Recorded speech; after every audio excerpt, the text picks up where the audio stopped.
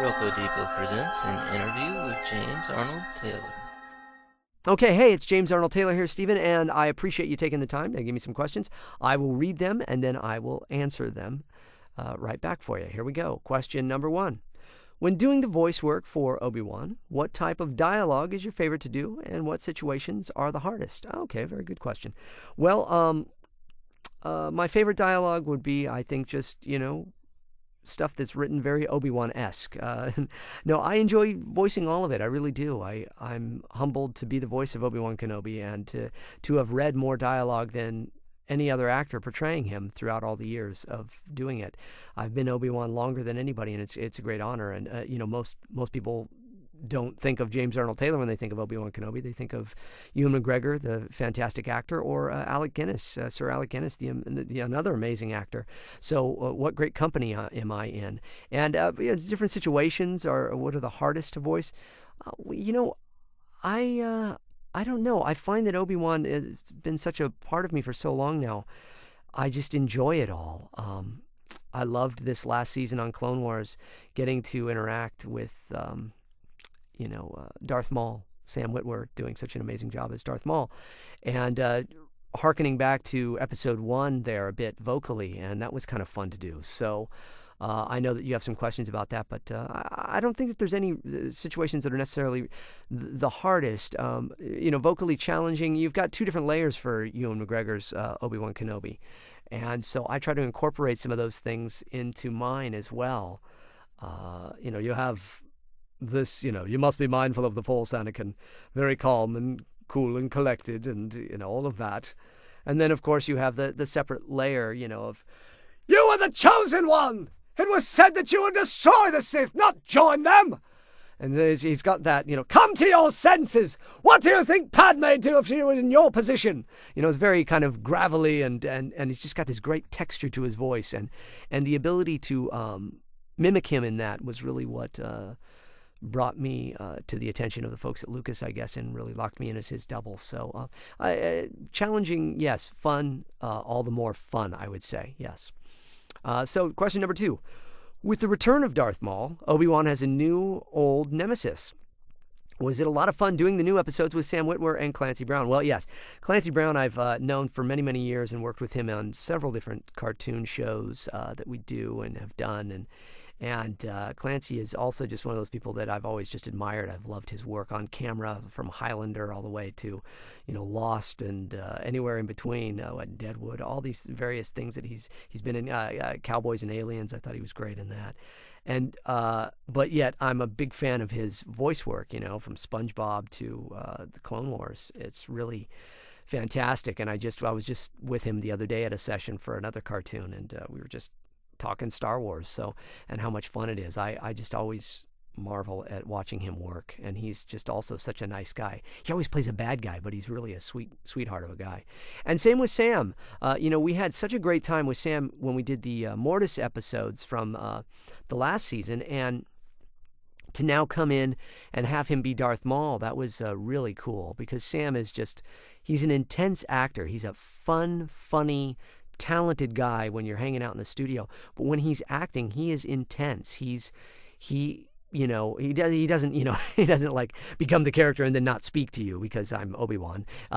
He doesn't do that kind of a thing. He's just, when he's in it, and it's so great to watch him work and to see all of the little ad-libs and the things that he added to that character and the madness of Darth Maul. It was a complete pleasure to work with him doing that. Question number 3. How do you do such diverse voices as Obi-Wan Kenobi and Roqoo Hardeen? Let's see, Hardeen, yeah, he's down there. Hardeen, yeah, there he is. They sound nothing alike. Well, thank you. I will say another little trick of Hardeen I owe to David Acorn and Matthew Wood, the geniuses at Lucas Sound, Skywalker Sound, because they do a little manipulation on my voice as well. They did pitch my voice down a step or 2, I think, for Hardeen, to give it an extra little bit of edge. But basically, when I looked at Hardeen and I saw him, he's got this kind of big kind of nose and these hard kind of features, and I thought, okay, so he's somewhere down in here. So I can get there pretty much, but they pitched it down to that. It also kind of affects it gives it a different sound, a different kind of feel to it when it's all pitched. But yeah, Hardin was more, he was doing a straight American voice. And at the time, when we first did the first episode of that, the Deception episode, I had a really bad allergy attack. I do suffer from allergies somewhat, and so I had this great kind of resonance to my voice. And I walked in, I did that, and my voice was really kind of scratchy that day, and I wasn't able to actually do Obi-Wan, so I ended up having to go back in and redo the Obi-Wan parts the next week when I came in for the next episode. But Hardin had this, this great kind of tone to it. So, Obi-Wan Kenobi is, yes, if I could just borrow your clothes. What the? Hardin's like, hey. So, it's just switching back and forth. It's, again, nobody would guess that Obi-Wan Kenobi, Johnny Test, the 11-year-old kid on the TV show Johnny Test, and Fred Flintstone, Roqoo Hardin, and Master Plo Koon are all the same person.